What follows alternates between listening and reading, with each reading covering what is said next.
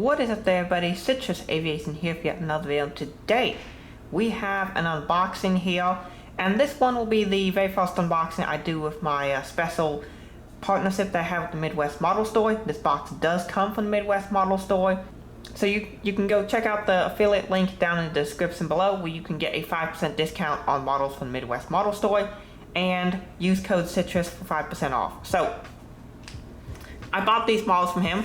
He did not send them to me for free. I did pay for them. And there's one model in here in particular I'm super excited about, but a bunch of great regional jets, as a big hint, are in here. And then there's one wide body that is very unique. And it was one that I thought had sold out, but Midwest Model Store had some restocks, and I was able to pick it up.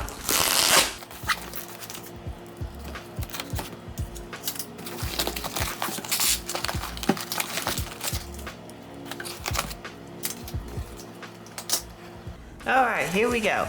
We got a bunch of great models in here today. And we're going to start with some of the regional jets. These are tightly packed. First off, here we have the most recent release, Gemini Jets American Eagle CRJ 700 from the April releases. There were 4 models from there that I really wanted. This is the very first one I'm getting. Here you can see it. So there's that. And then we have a couple more regionals in here. We have a lot, actually. We're going to start with 2. Well, come on. Here we go. 2 Delta Connection CRJ 700s. These are kind of... these may have been packed a little bit too tightly. I'm just saying. Just a little bit, that's a bit too tight. I'm sorry. But, Delta CRJ 700s from the October-November release set. I bought 2 of these. The reason I bought these and 2 of them, is because I have walked on this exact aircraft about a half dozen, maybe a dozen times, a lot. It's my least favorite CRJ 700. It tends to break a lot when it comes into Des Moines, but yeah, I'm very happy to have the models. These boxes have been squished, unfortunately. Next up, we got the CRJ 200s. These are the February 2022 release. Yeah, of course, these a little bit squished as well. I think he packed them in a little bit too tightly, just being honest there. But yeah, February 2022 releases, when they brought the prices up to the $46.95 they are now. But I have walked on this exact aircraft as well. It's just the SkyWestern Endeavor Air sample. We'll take a closer look, but I'm pretty sure this is one of the Endeavor Air ones. And I've walked on these as well, so I got 2 of them. Because I'm a big Delta collector, so usually when a new Delta release comes out, I double up on them. Particularly if it's an RJ, because you don't get many of those. So, 4 Delta regional jets. 2 700s, 2 200s, and the 1 American Eagle 700. And of course, we have the Alaska Airlines 737-700. And you see the special model in there. We're going to save that last one here because it's quite interesting. Here we have the Alaska ERJ-175. This is the newest release, April 2022 release. I just need to get the Air Canada CRJ-900, and there was one other model from this release that I really wanted to pick up. But anyway, this will be my second regular livery Alaska 175. I had the 2018 release, and so this one should be an improvement, is what I've heard. Again, it seems to be a little squished, but overall it's pretty decent. Alright, last model. This one I'm super excited about. You can see it in there. This will be my very first ever Gemini Max model. And this was a restock. This whole point for the order. This is the United States Air Force E-4B, based out of Offutt Air Force Base. I'm really trying to get a nice collection of Offutt Air Force Base aircraft. And this is my very first one for the collection. There'll be quite a few more coming. There's a possibility I would buy a second one of these, because there are 4 based out of Offutt. So if they do re-release, I will buy it. And the 200 scale version is coming to my collection as well. E-4B is based on the Boeing 747-200 platform. Another neat reason for getting this model, take a look at all those antennas and such that are there. So let's unbox this. I don't remember what the price was. It was pretty reasonable, if I remember. Something like 50 bucks, I think, for this one, which was quite reasonable. I do not remember when this was released. 2019 is what this box says. now, so it's either 2019 or early 2020. But pretty neat model. My very first Gemini Max, and the whole Gemini Max line is basically Gemini Jets 400 scale models, but military variants.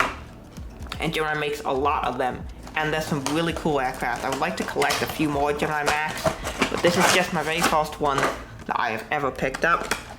And it's fitting into United States Air Force E4B.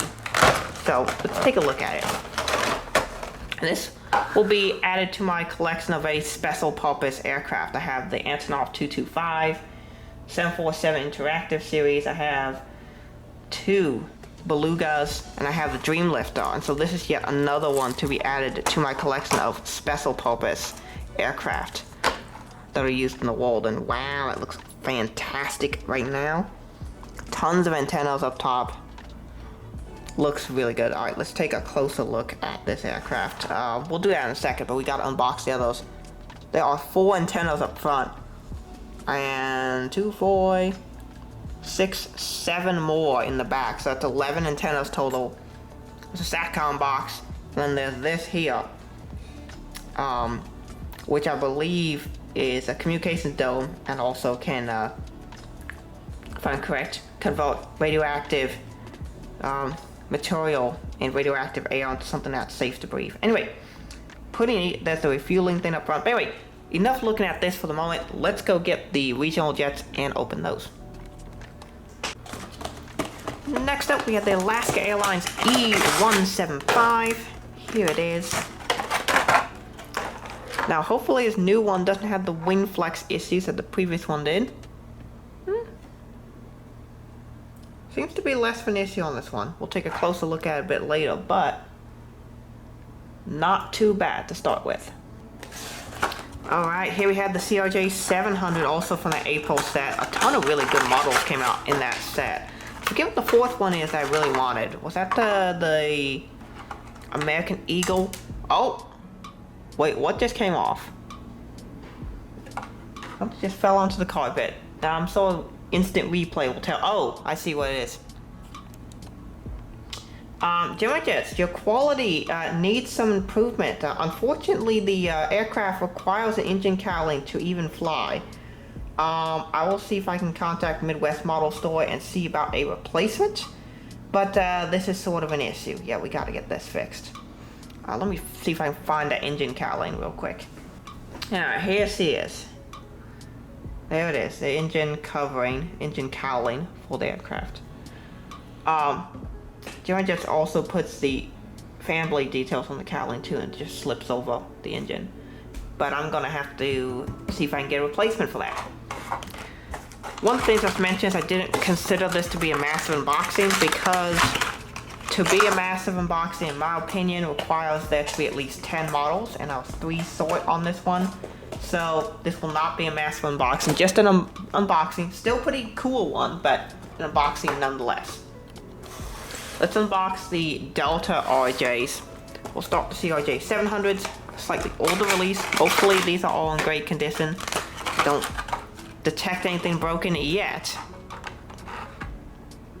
Oh, look at that. I love seeing the fact that the gears are the correct distance. Hold on, stabilizers look to be good on this one. Same thing with the American 700, so that's good to see if they improve that. Second Delta CRJ 700 should be just fine. Nothing seems to be shaking in there. Alright, seem to be good. Second CRJ 700 is good. Alright, first of the 2 CRJ 200s. Let's take a look at these. Nothing rattling to start with, always a good sign. Seems good. The CRJ 200 landing gears, I should know, particularly nose gear, are very weak, so be careful with these.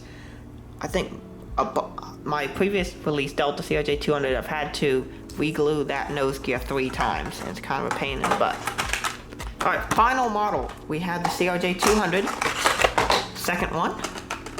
Nothing seems to be rattling or broken or anything in here yet.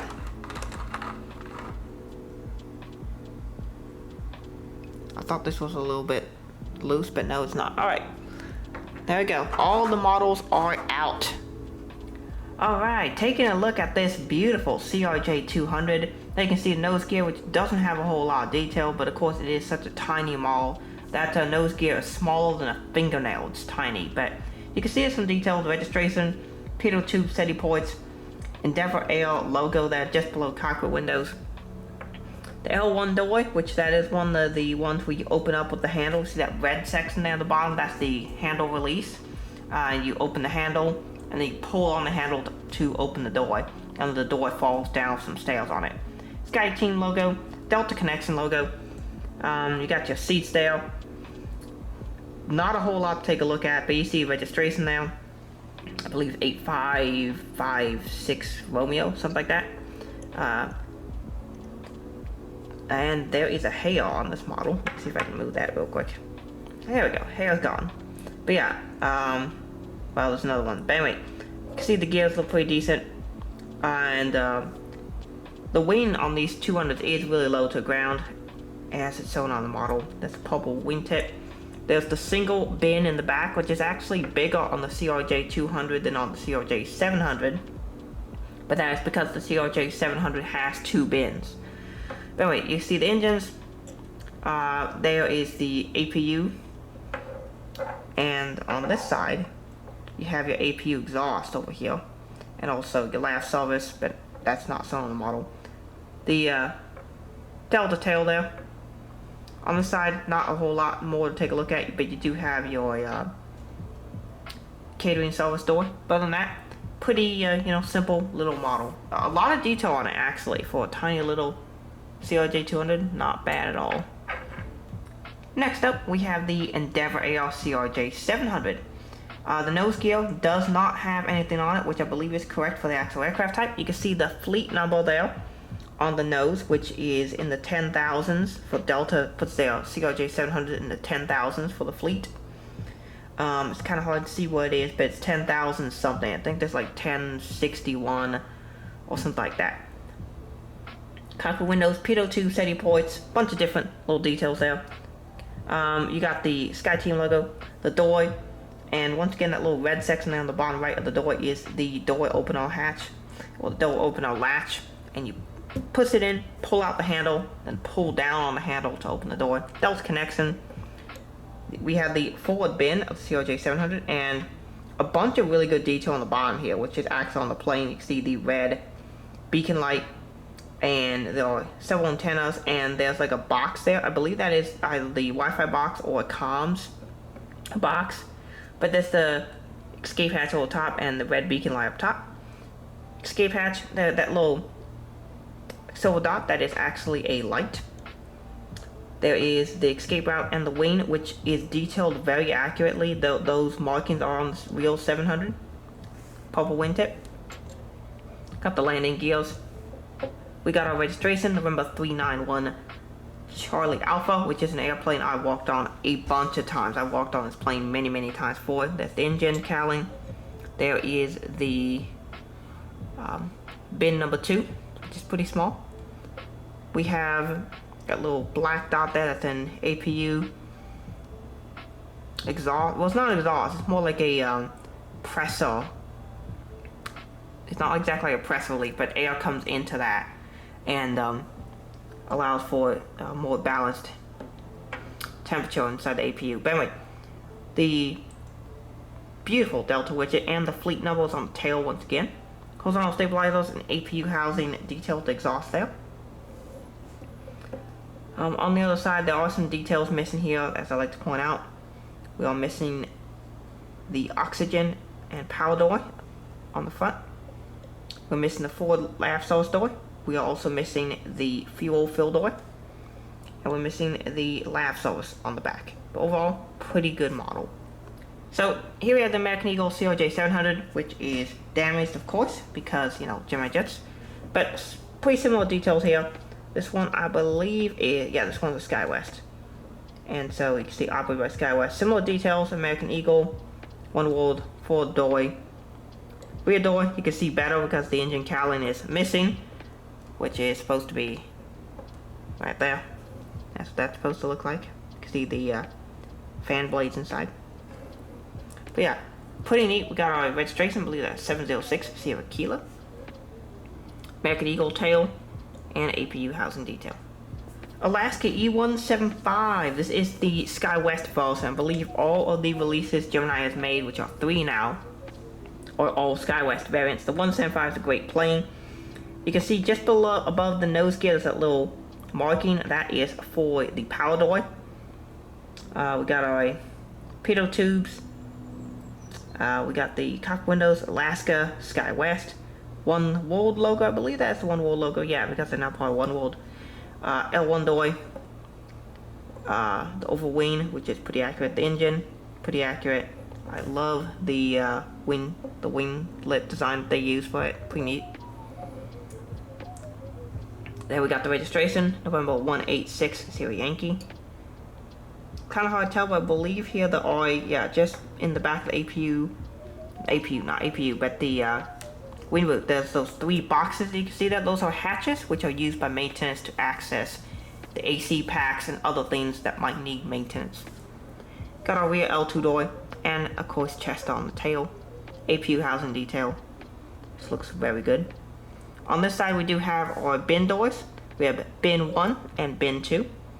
The little black square next to the bin is actually an instruction diagram, which tells a ramper how to open and close the bin door. There should be one back here, but I don't see that detail, but it should be both the front and back. Now we have the final model, which I'm super excited about. This is the United States Air Force E4B, better known as the Doomsday plane. There are 4 of these in the United States Air Force fleet, and they are all based out of Offutt Air Force Base in Bellevue, Nebraska, which is in the Omaha metro area. There is, on the details, we have this gray nose cone, and you can see this hump here, this blue hump here. This is the refueling hump, which is very well sewn on this model. The cockpit windows, and there's an escape hatch there, very well detailed on this plane. You can see a boarding door there on that side, but not on this side. Pitot tubes right there. On detail I really like on this model is you can see there are the passenger windows, which are blocked out, but you can see where the outlines for where the windows would be, which is really neat. We have communications antennas for them, and then we got this big hump on the front of the aircraft, which is on the back side of the hump of the 747. It's an even bigger hump. Now this one is, I'm not exactly sure what it is. I do know whatever it is. It's classified. It's very hard to find information on it, but I believe it is used. It's basically a big radar thing in there. But anyway, we have our L1, L2 doors. It says United States of America. This beautiful blue lino with the white livery. You can see even more antennas and a SATCOM box. I believe that black bit is an ADF antenna. And there is one window right there. And we got the rear boarding door, United States Air Force logo. Press relief valve. I really like how the wheels on the Gemini 747s actually tilt back a little bit. You can kind of see they do actually tilt the two rear bogies, like on the real 747. Wing detail, super nice, the United States Air Force logo, and we got our tip here that you would see on the classic 747-200s. Nav lights, and we got our engines, which are upgraded engines. I do not know exactly what these are, but I do know for the E4B they were upgraded. Another neat feature of the 747 E4B is that we got these little protrusions that stick out, which I believe are communications antennas. Got the United States flag and the parcel registration. Air Force aircraft rarely reveal the entire registration on them. APU housing detail. This aircraft does have, from my understanding, some anti-aircraft capabilities and aircraft defense mechanisms, such as chaff, flares, things like that. We've got a cargo bin door there on the front, and we got another one here in the back. We got 2 more, and of course we got another pressure relief valve. So this model is super nice and a great one to add to the collection.